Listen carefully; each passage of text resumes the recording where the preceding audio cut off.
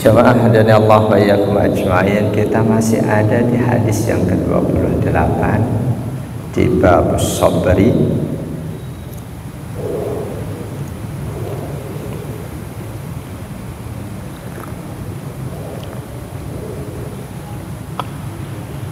Kisah manakala baginda Rasul sallallahu alaihi wasallam mengalami nazak alias sakaratul maut. Berdasarkan hadis riwayat Imam Bukhari ini, Imam Bukhari nomor hadis 4462, yang mendampingi Rasulullah di akhir kehidupannya adalah putri beliau Fatimah Zahra bintu Muhammad Rasulullah. Karena itu ada satu lagu yang populer, judulnya Aisyah istri Rasulullah. Itu kandungan materinya salah. Di lagu itu disebutkan Rasul wafat di pangkuan beliau.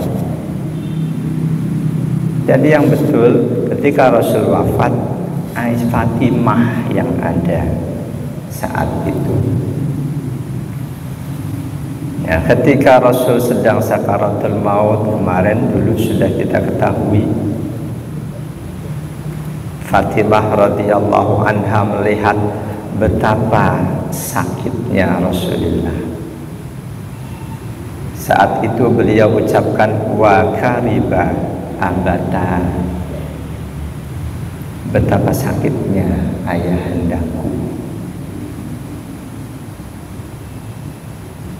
Mendengar ucapan sang putri, Rasul pun menjawab, laisa ala abiki karbun ba'dal yaum. Setelah hari ini, ayahandamu tidak akan lagi merasakan derita, kesulitan.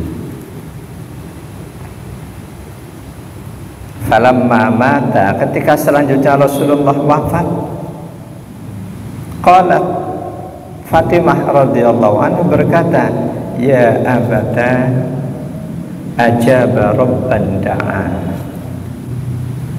wahai ayahanda, Tuhan telah mengabulkan permintaan ayahanda. Fatimah yakin bahwa di saat sakaratul maut itu Rasul memang meminta kepada Allah agar beliau disegerakan berjumpa dengan Allah, dan itu sudah Allah kabulkan. Keyakinan kedua Siti Fatimah, ya abata jannatul firdausi ma'wa, wahai ayahanda, surga firdaus yakin akan menjadi tempatmu.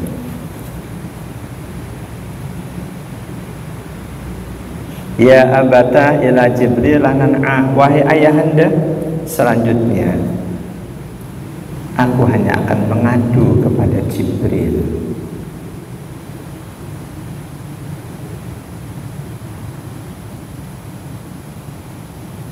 Kalimat-kalimat yang diucapkan oleh Fatimah ini,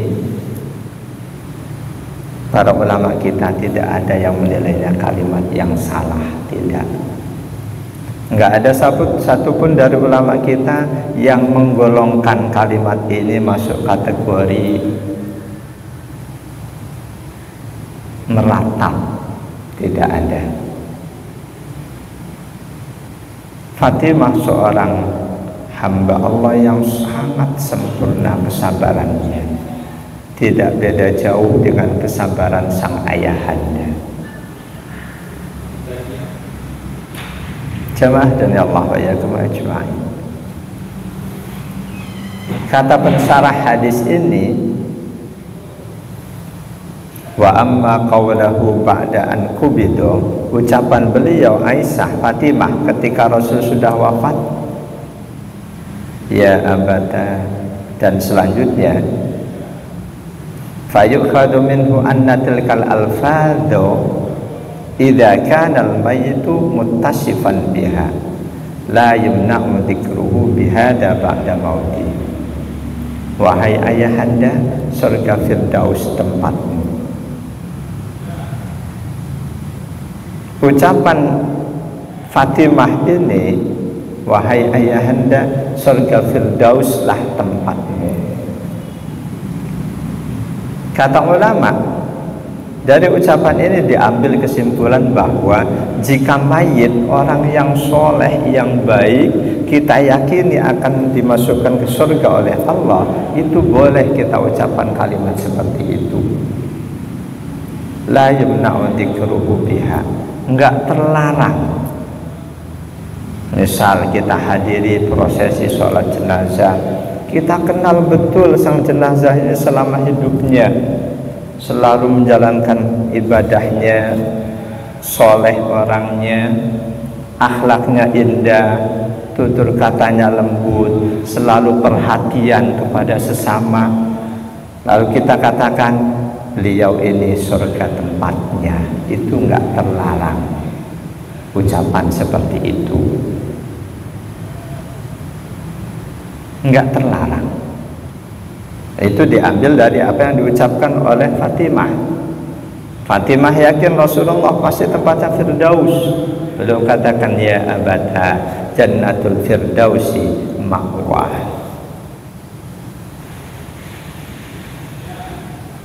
Bi khilafi ma idza kanat fihi dhahiran wa wa fil batini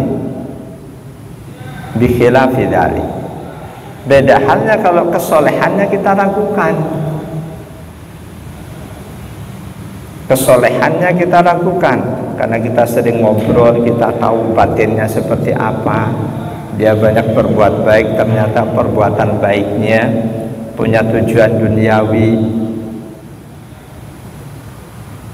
Kita ragu, ini jangan-jangan ini nggak masuk surga. Nah itu nggak usah diucapkan. Jamaah dan Allah wa yakum ajma'in. Falamma dufina, ketika Rasul dimakamkan, qalat Fatimah radhiyallahu anha, Fatimah radhiyallahu anha berkata kepada sahabat yang memakamkan Rasul, yang waktu itu dipimpin oleh sahabat Anas bin Malik. Jadi sambil sahabat Anas mengurukkan tanah ke jasad Rasulullah Sallallahu Alaihi Wasallam, Fatimah ada di situ.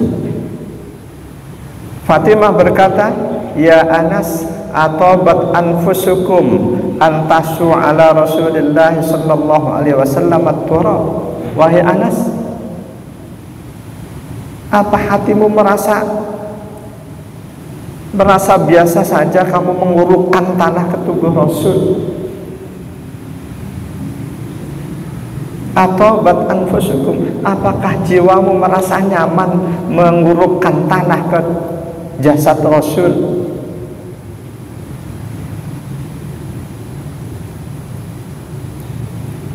Kata Imam Al-Hafidh Ibnu Hajar, asyarat bidzalika ila itabihim ala ikdamihim ala dzalika.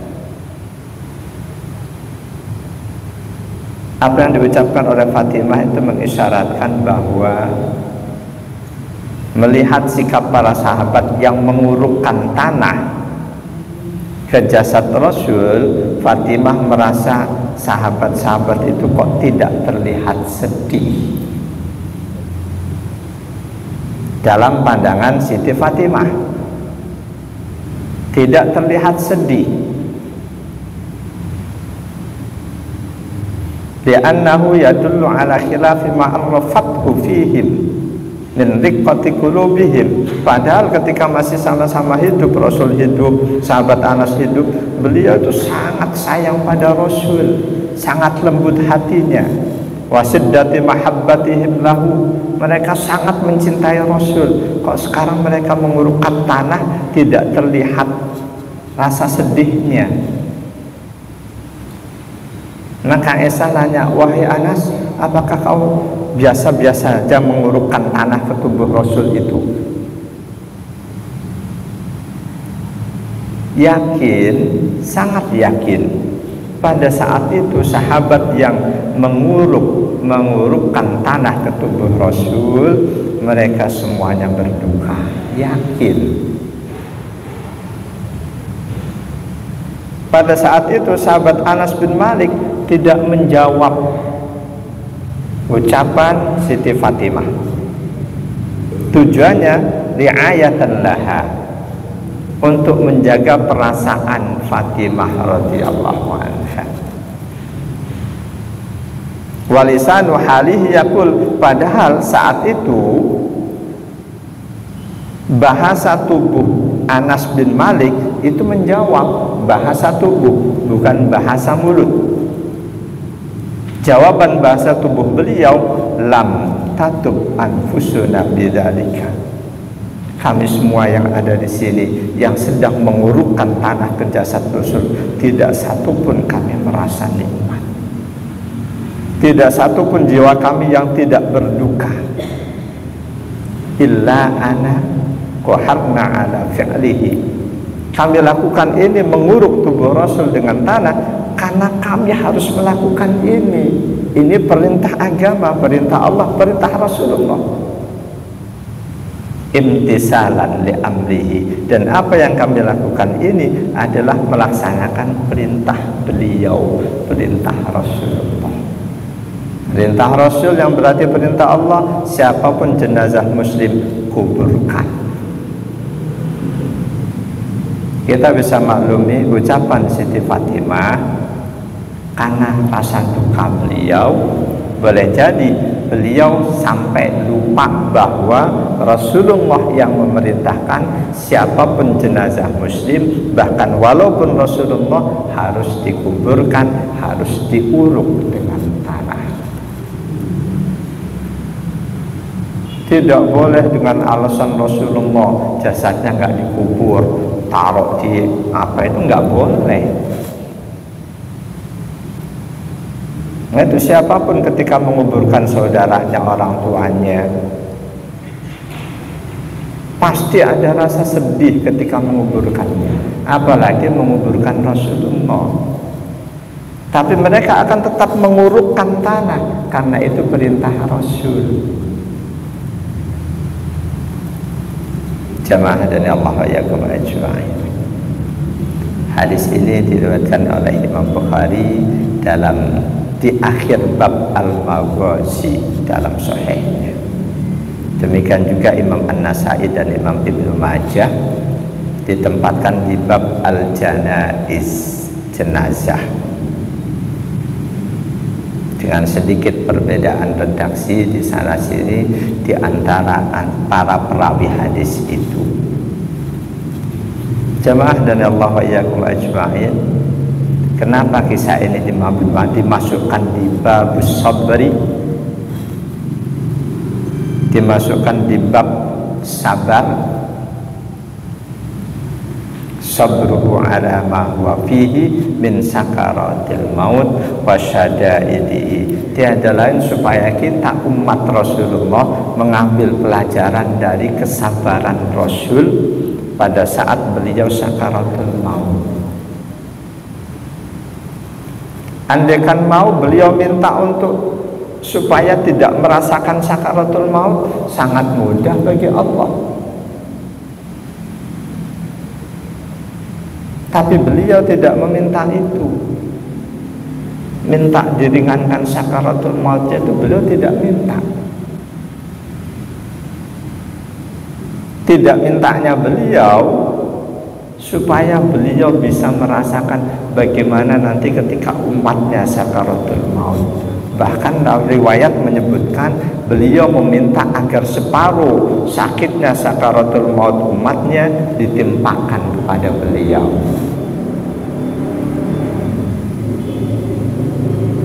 dari beliau, kesabaran beliau di akhir kehidupan beliau pada saat sakaratul maut itu terlihat. Kita selalu berdoa minta Allahumma hawwin adana fi sakaratil maut.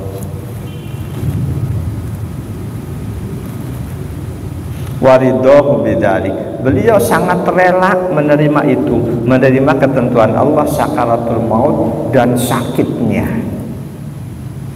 Bahkan ketika putri beliau Fatimah terlihat sangat berduka, beliau yang sedang sakaratul maut masih sempat-sempatnya menyabarkan sang putri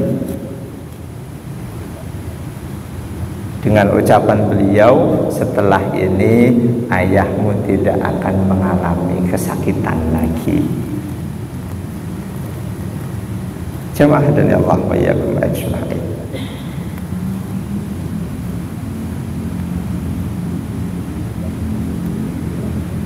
Fahadat ti'abus syadidu yahtamilu liqasdi zamani.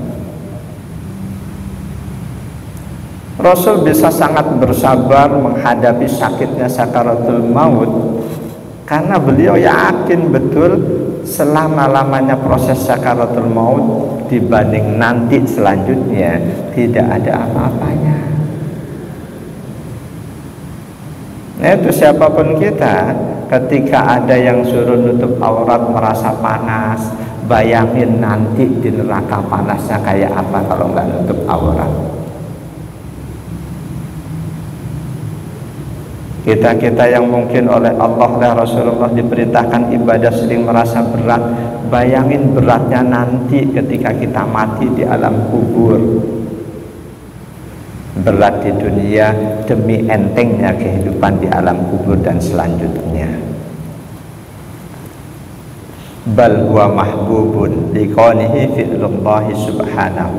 Bahkan Rasul cinta dengan proses sakaratul maut karena itu Allah yang melakukan, itu ketentuan Allah.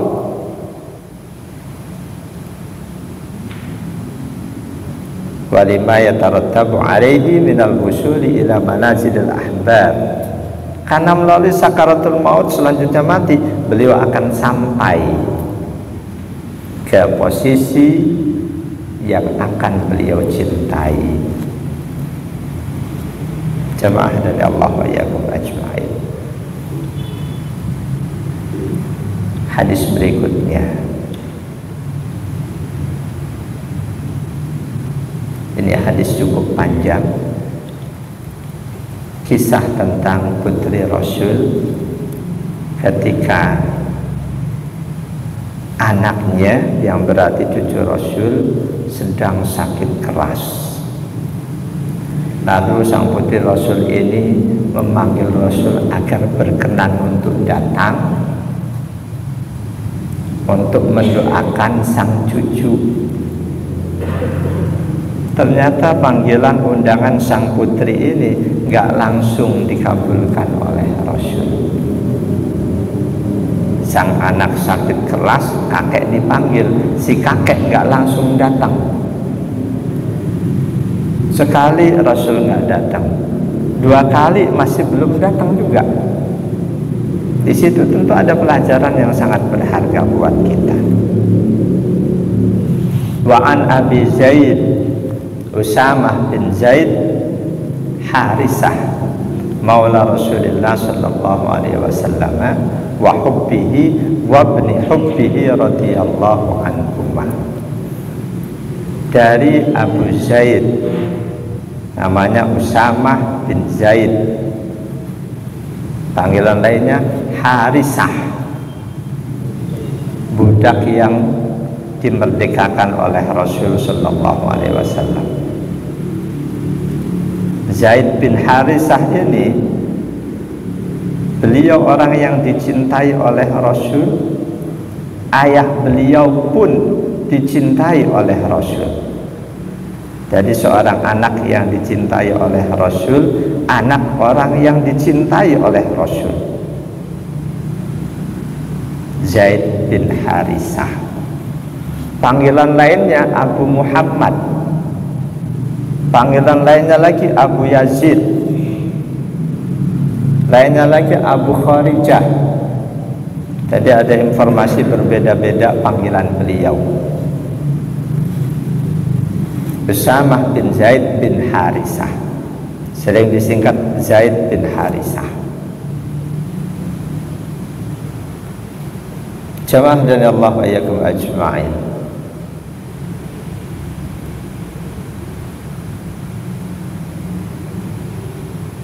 Maula Rasulullah sallallahu alaihi wasallam wa hubbihi wa ibnu hubbihi. Beliau budak yang dimerdekakan oleh Rasul, sangat disayangi oleh Rasul.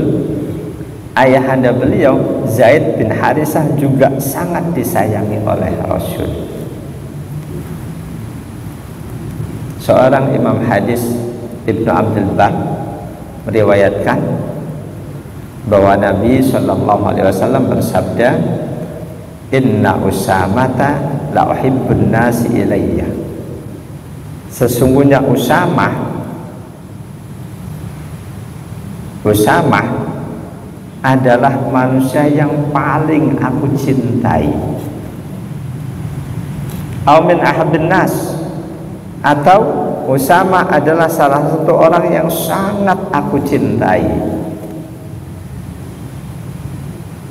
Wa inni la arju ayyakuna min shalihikum, dan aku berharap dia akan menjadi orang yang soleh di antara kalian.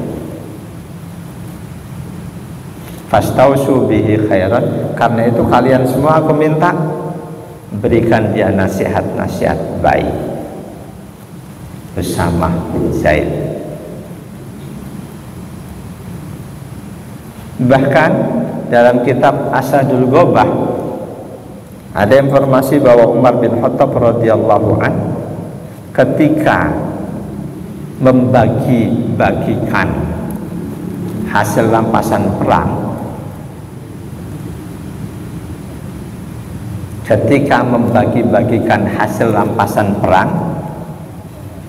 ja'ala libnihi Abdullah al-Faini wali Usamah khamsatu alafin. Putra beliau Abdullah bin Umar dikasih 2.000, Usamah bin Zaid dikasih 5.000. Ketika Umar jadi khalifah membagikan rampasan perang terhadap para pejuang, putra beliau Abdullah bin Umar dikasih 2.000, Usamah dikasih 5.000 dirham. Melihat hal itu, sang putra Abdullah bin Umar berkata, kok enggak sama ayah baginya? Faqala, Umar menjawab, fadaltuhu li'annahu kana habbu ilayya ila Rasulillah sallallahu alaihi wasallam minka. Aku lebihkan jatah buat dia karena dia lebih dicintai oleh Rasul dibanding kamu. Karena Usamah lebih dicintai oleh Rasul dibanding kamu. Wa kana abuhu ahabbu ilaihi min abika, dan ayahnya Usamah pun lebih dicintai oleh Rasul dibanding bapakmu. Zaid bin Harisah lebih dicintai oleh Rasul dibanding Umar bin Khattab. Usamah bin Zaid lebih dicintai oleh Rasul dibanding Abdullah bin Umar bin Khattab. Jadi Umar punya kebijakan, siapapun yang lebih dicintai Rasul akan dibagi lebih banyak dibanding yang lain. Karena Rasul pun memberikan cintanya lebih banyak dibanding kepada yang lain.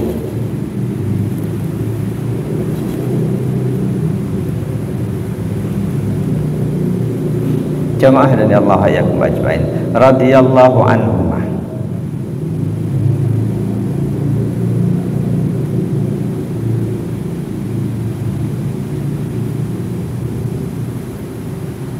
Awalnya di kitab-kitab ditulis radhiyallahu anhu, yang paling utama harusnya radhiyallahu anhuma. Karena Usamah bin Zaid sahabat, Zaid bin Harisah juga sahabat, 2 orang sahabat. Karena itu harus sebaiknya, bukan harus, sebaiknya radhiyallahu anhuma untuk dua orang. Beliau Usamah bin Zaid bin Harisah meriwayatkan anna nabiyya da'a Harisah ilal Islam.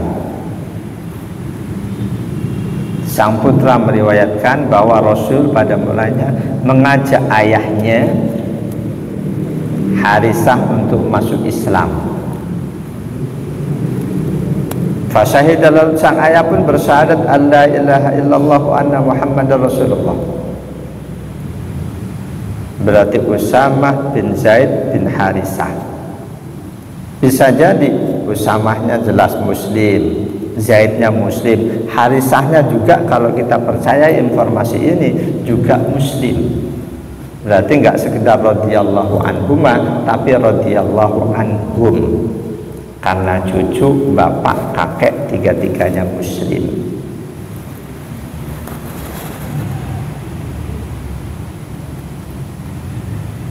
Pernah Usamah oleh Rasul ditunjuk untuk memimpin pasukan. Usamah ditunjuk untuk menjadi komandan. Di antara pasukannya terdapat sahabat besar Umar bin Khattab. Jadi Usamah pernah menjadi komandan untuk Umar bin Khattab. Waktu itu Usamah perintahkan pasukannya untuk berangkat ke Syam. Padahal saat itu Nabi sedang sakit keras.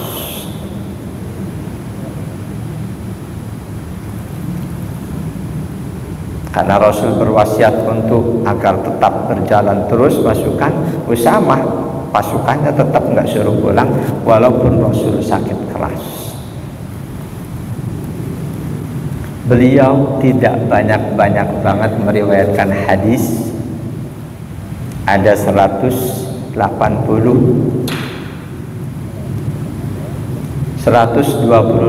hadis.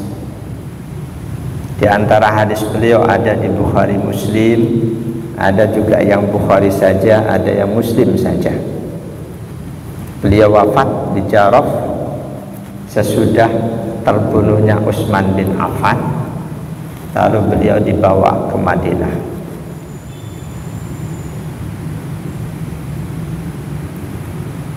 Qala, berkata Usamah, arsalat bintun Nabi sallallahu alaihi wasallam, putri Nabi Zainab. Waktu itu Zainab istri Abil As Ar-Rabi'.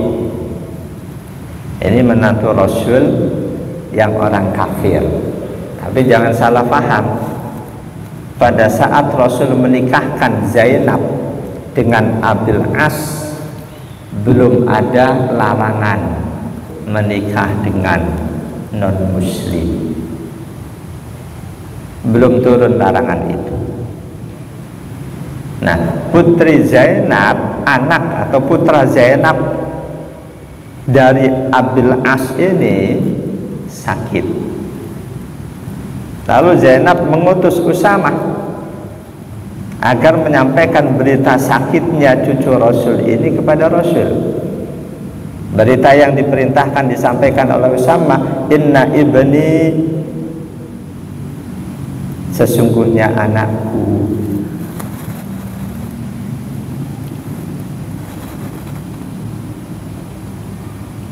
Usamah Umamah binti Zainab, sesungguhnya anakku. Ini ulama berbeda-beda anak Zainab yang mana. Ada yang menyebut Umamah, ada yang menyebut yang lainnya. Qadih tadoro, sedang sakaratul maut. Sampaikan berita kepada Rasul, anakku sedang sakaratul maut.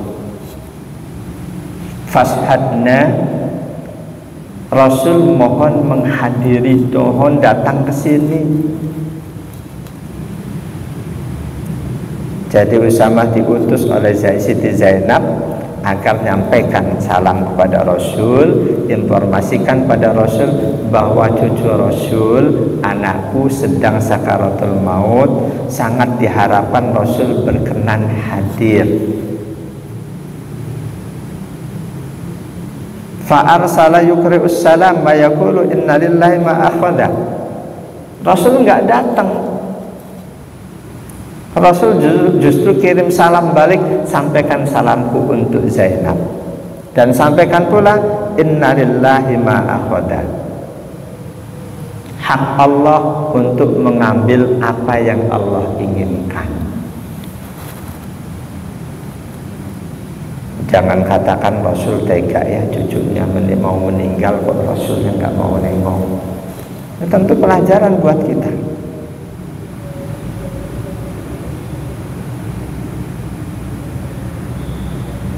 Jadi Rasul justru kirim salam balik, Rasul kasih nasihat, hak Allah untuk mengambil apapun yang Allah inginkan. Maknanya fala yang bagil jaza'u min ahdihi, siapapun kita nggak boleh sedih ketika Allah akan mengambil apa yang menjadi milik Allah. Lianna sahibal haqqi idza akhadha haqqahu la yajza'u minhu. Sama halnya ketika orang nitip sesuatu ke kita, lalu orang itu datang ngambilnya, kita nggak akan pernah sedih. Ini Rasul mengajarkan sang putri untuk tabah. Anak itu milik Allah, Allah ambil, ya jangan sedih, itu hak Allah.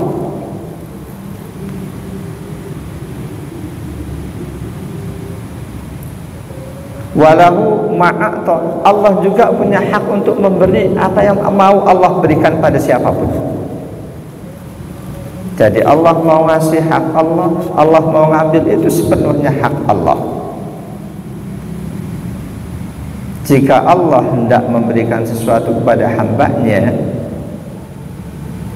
maka sesuatu itu pasti akan sampai kepada sang hamba dan tidak akan mengurangi kemahakuasaan Allah.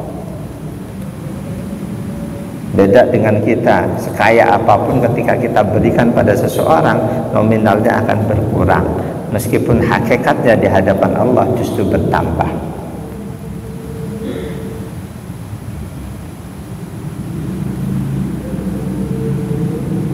Jamaah dan Allah wa'iyyakum ajma'in. Wa kullu syai'in, nasihat Rasul lanjutan untuk sang putri Zainab. Wa kullu syai'in indahu bi ajalin musamma, segalanya Allah mau ambil, Allah mau beri, itu sudah ada ketentuan waktunya. Allah yang tahu kapan Allah mau memberi sesuatu kepada hambanya siapa, itu sudah ada ketentuannya. Kapan Allah akan mengambil titipannya dari hambanya, itu pun sudah ada ketentuannya. Ini Rasul bicara hak Allah, bicara ketetapan Allah, takdir Allah, bahwa siapapun tidak punya daya upaya, tidak punya kekuatan sedikit pun ketika berhadapan dengan takdir Allah. Siapapun, termasuk Nabi dan Rasul Allah.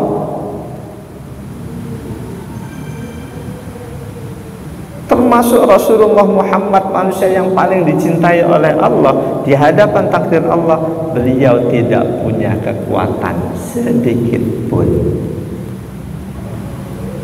Bahkan Allah perintahkan beliau untuk menegaskan itu kepada umatnya melalui surah Yunus ayat 49. A'udzu billahi minasyaitonir rajim. Qul la amliku li nafsi darran wa la naf'an illa ma syaa Allah. Sampaikanlah wahai Rasul, aku tidak mampu memberikan, menolak bahaya dari diriku atau memberikan manfaat untuk diriku kecuali sesuai dengan kehendak Allah. Rasul pengen Abu Jahal masuk Islam, Allah nggak kehendakinya, nggak jadi. Rasul pengen Abu Lahab menjadi Muslim, Allah nggak kehendakinya, nggak jadi. Walaupun Rasul yang menginginkan. Jadi di hadapan takdir Allah tidak seorang pun punya kuasa, punya kekuatan. Ini yang harus kita yakini, takdir Allah di atas segalanya. Kita manusia cuma diperintahkan oleh Allah menjalankan ikhtiar sebaik-baiknya, dan jangan pernah meyakini ikhtiar terbaik kita akan mampu merubah takdir kita. Tidak. Takdir kita mau dirubah atau tidak sepenuhnya hak Allah. Kewajiban kita menerima apapun takdir Allah, baik ataupun buruk. Semoga kita selalu dapat melaksanakan keimanan yang keenam ini, menerima apapun ketetapan Allah dengan senang hati, baik ketetapan yang baik ataupun ketetapan yang buruk. Amin ya rabbal alamin. Subhanakallahumma wa bihamdika asyhadu an la ilaha illa anta astaghfiruka wa atubu ilaik. A'udzu billahi minasyaitonir rajim. Bismillahirrahmanirrahim. Alhamdulillahi rabbil alamin. Allahumma shalli wa sallim ala sayyidina Muhammad wa ala alihi wa sahbihi ajma'in. Allahumma alhimna ilman nafqahu bihi awamiraka wa nawahiyaka, warzuqna fahman na'rifu bihi kaifa nunajika ya arhamar rahimin. Allahumma arzuqna fahman nabiyyin wa hifdzal mursalin wa ilhamal malaikatil muqarrabin bi rahmatika ya arhamar rahimin. Rabbana atina fid dunya hasanah wa fil akhirati hasanah wa qina adzaban nar. Walhamdulillahi rabbil alamin wal 'afwa minkum. Wassalamu alaikum warahmatullahi wabarakatuh.